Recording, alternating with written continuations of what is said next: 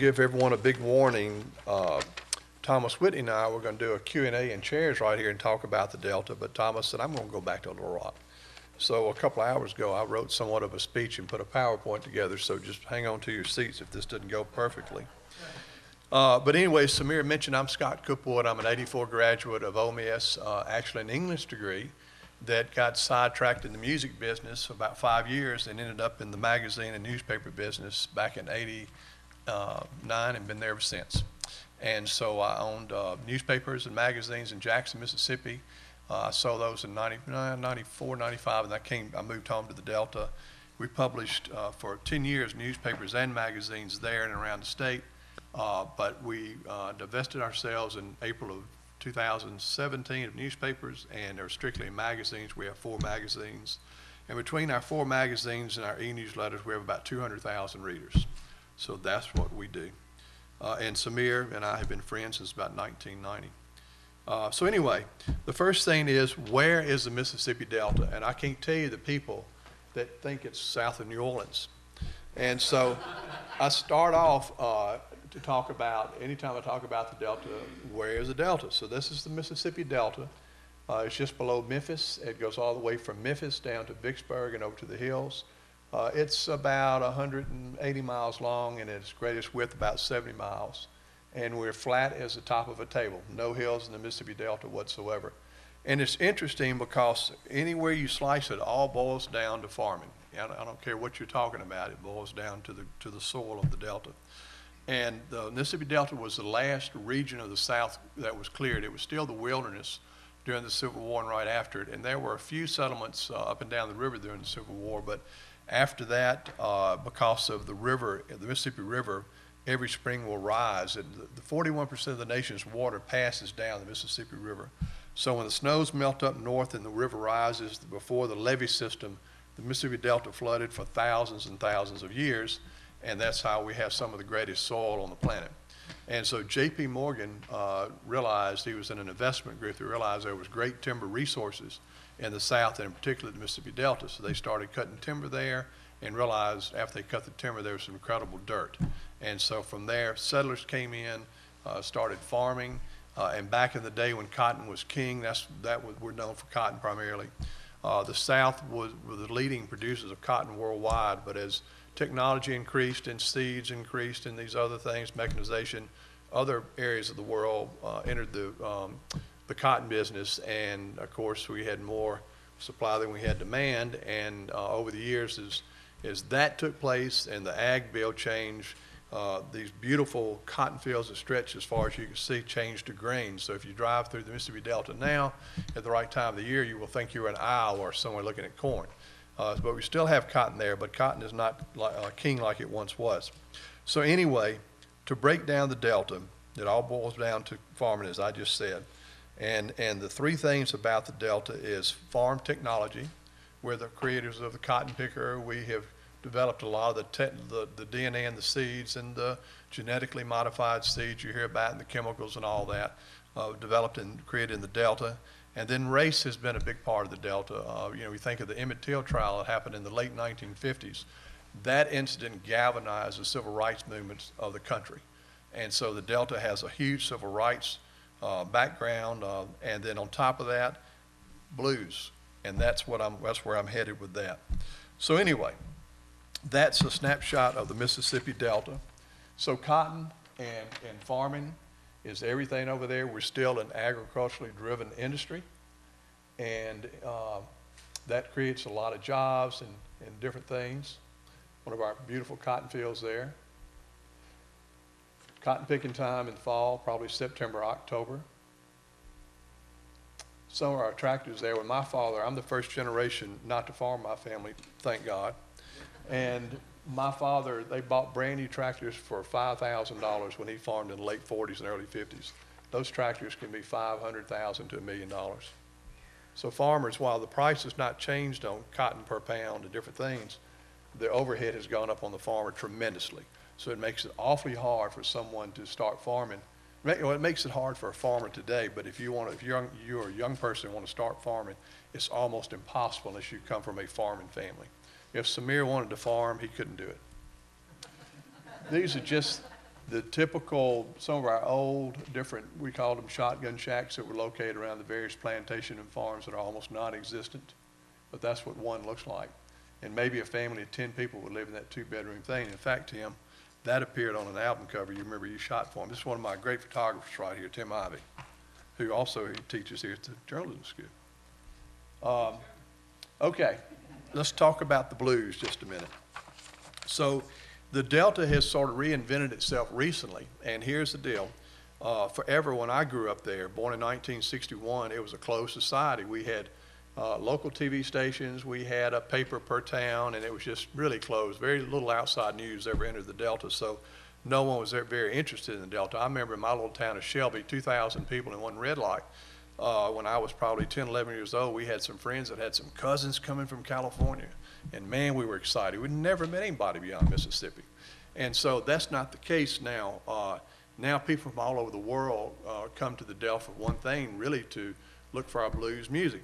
So in 1902, Dr. Charles Peabody from Harvard University came down to open up some Indian mounds. At one time, the Mississippi Delta had a tremendous, and they weren't even called Indians, we called them mound builders, but a native population that may have been 100,000 strong in the Delta, and they created these earthen mounds and different things. And so Dr. Peabody came down, archaeologists, to open them up to see what was in them. And so he landed in Clarksdale. He hired a mule team, and they walked out to Stovall Plantation, about a 15-mile walk from Clarksdale. And he noticed the workers were in two rows, and these were probably 20 people and 20 people. And he noticed one would say, going down to wherever, and the other would go, we're going to get there in a minute, sort of a refrain type thing. So he thought, this is something here. And that's the first written word or any documentation we have whatsoever of blues music. That was 1902. So from there, again, agriculture played a tremendous role. On all the plantations, back then, I think of Dockery Plantation, which is just right outside of Cleveland. They had 5,000 people living on that plantation. And the vast majority of those people, of course, were the workers. And they had their own semi-village in Dockery Plantation, on Dockery Plantation. And on Saturday nights, they would have their own festival, so to speak. So blues players would sit on top of the stairs of the commissary there, which was the general store of a plantation, and there might be 1,000 people sitting on the grounds listening to them play. So this is a guy named Charlie Patton. All blues music boils down to Charlie Patton. Charlie Patton came off of Dockery Plantation, which is 5 miles east of Cleveland, and he would play. The significant thing about Charlie Patton is that some of the blues players just beyond him might play a song and it would last 5 minutes one time. They'd play it a few days later, it might be 10 minutes. It would be different words in it and different verses and choruses. But Charlie was able to put down about a 4 or 5 minute song, and he played it the same way every time. So if you could say that he was the first one to commercialize blues music. And then on that plantation, Dockery Plantation, a young guy caught something called the Peavine Railroad. It was a small railroad in my neck of the woods that carried workers back and forth to various plantations and into town. And his name was Robert Johnson. So Robert Johnson, as a young man, sat on the grass and watched Charlie Patton play. And Robert Johnson is the one that really brought the blues to the forefront, of which a young B.B. King listened to, and Muddy Waters, and yada, yada, yada, and then later Eric Clapton, and the Rolling Stones, and da-da-da-da-da. This is Muddy Waters right here. This is in the Blues Museum in Clarksdale that we'll see in a minute once we get over there. And this is Ground Zero Blues Club. So now we're moving forward. We've started from the guy that sits on the front porch and plays with a slide to a guy that actually plays electric guitar and plugs it into an amplifier. And these are just some more scenes of those images. That's actually my guitar for some reason. Okay, so the bottom line is, what did blues music do? It gave birth to something called rock and roll music. And that changed the music of the Western Hemisphere forever. Without Charlie Patton and Robert Johnson, born, raised in the Delta, without this music being created in the Delta, no one would ever heard the Beatles or Elvis or later on Led Zeppelin. It wouldn't have happened. Just that simple. So now, as we have moved forward in time in the Delta tourism is becoming a big deal because now with the advent of the internet and the various blues performers around the world, people want to come and see where did all that music take place. So now the Mississippi Delta is trying to capture that attention, and we're trying to grow a new industry over there, and it's called cultural tourism, blues tourism. And one of the first things that happened is this is the B.B. King Museum in Indianola.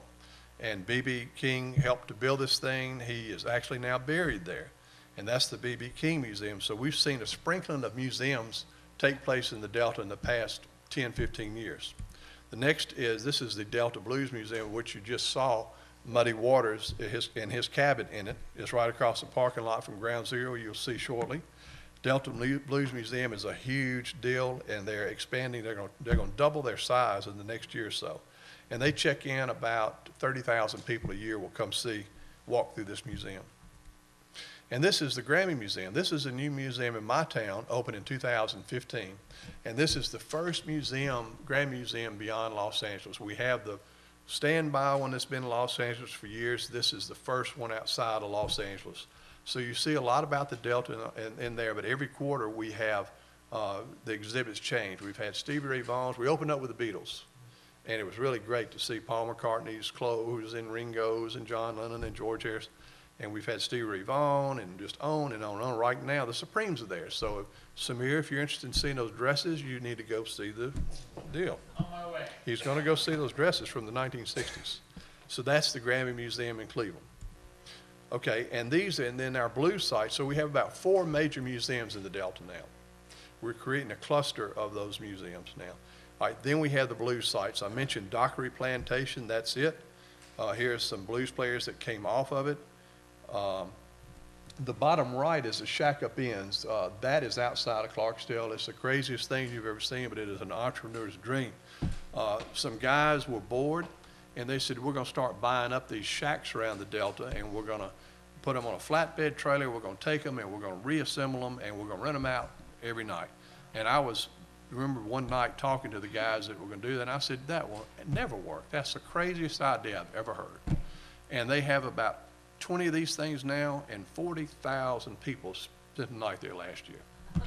So I would have lost on that bit in a big way. The Shack Up Inns. And then here, we have, quote, juke joints around the Delta. Some of them you don't want to walk in for fear you might get stabbed.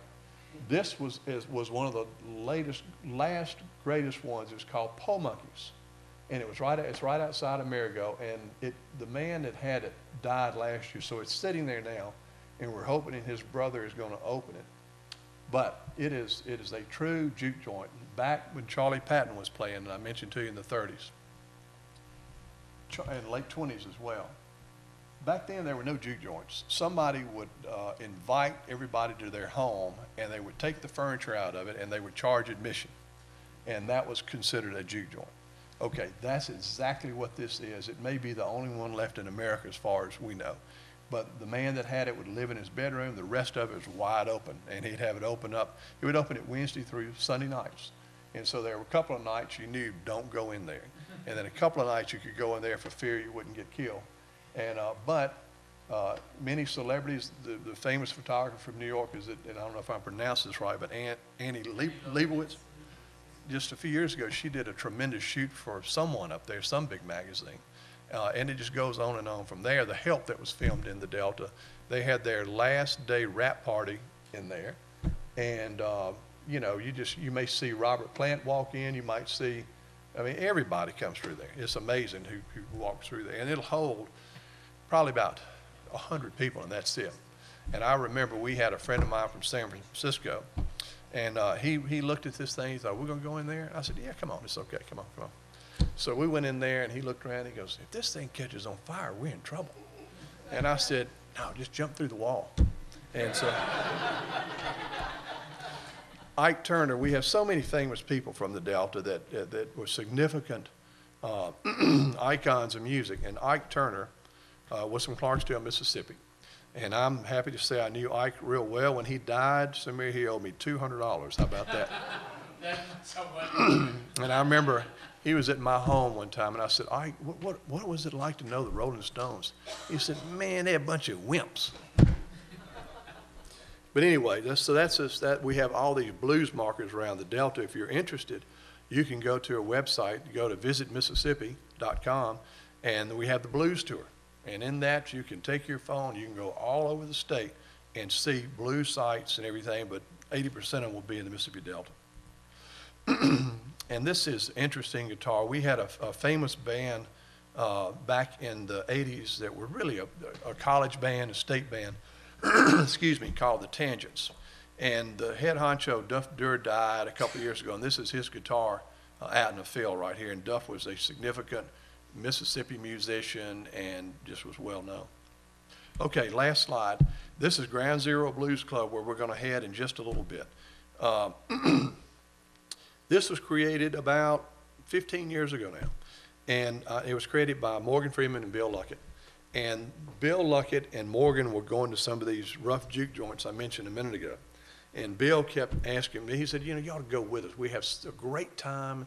I said, Bill, one of these days you're going to go in there and you're not going to come out with your life, you know, because some of them are really dangerous. It happened. So Bill and Morgan, they're having a big time, and he said, you remember the Blues Brothers, they had that show, and they were in the fraternity house or somewhere. Somebody said, you mind if we dance with your dates? You remember that scene? Same thing happened to Bill. Somebody grabbed Bill's wife, and Bill didn't want him dance with her, and he did. And after that, Bill and them eased out. So Bill said, that's it, we're going to create our own blues club. And so he and Morgan found this place, and I just happened to be at Bill's law office one day, and Morgan was there, and he said, come on with us down the street. I'm going to show you Bill, and we're going to put this blues club. We walked in this thing, and number one, it just reeked of the worst smell I've ever smelled in my life. And you can look up and see the sky, and everything was leaking. It was just awful.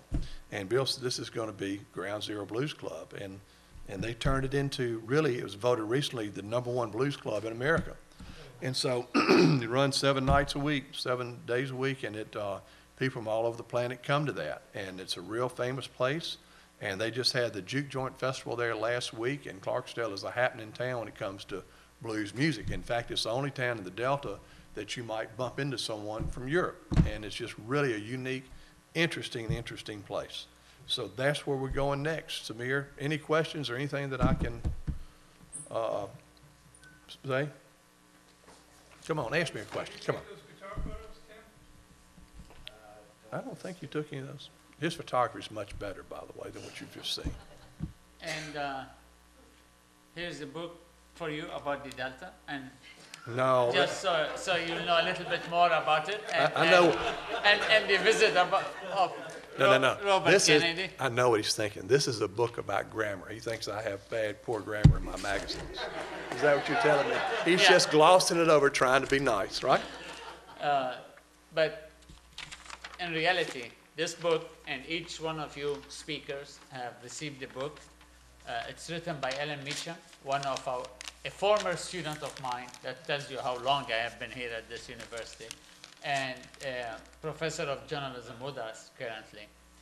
She spent almost her entire research years researching this book, which is the role that Robert Kennedy Let me say a few words about this. did. And she is going to speak at Ground Zero for us. She is going to meet us there. She can't be with us on the bus because she heard how dangerous it is to ride with a group of journalists on a bus where like some cough medicine is allowed. And, but she will meet us there, and she will give us a little bit background about the Robert Kennedy and the Delta. And Let me tell you, I've read this book, and it's excellent, by the way. And it's Bobby Kennedy, it's Delta Epiphany is the name of it. And when Bobby came through the Mississippi Delta in April of 1967, all the newspaper owners and editors said, we're not going to write one word about his trip. And he was in Jackson, Mississippi, in some meetings about the war on poverty back in the 60s. And somebody said, you ought to come to the Mississippi Delta tomorrow. And on a whim and unplanned, he drove through Mississippi Delta, spent a day, and he saw the hard conditions that existed then, and it opened his eyes. And so Ellen's book, she interviewed people that saw it, traveled with him, and up until this book, it has not been properly recorded. So it's really neat, and when he came through the Delta after he left, that was one of the deciding factors on him running for president. So the Mississippi Delta was at his heart and made a big impact on his life. So anyway, okay. And Alan will tell us even more about that tonight.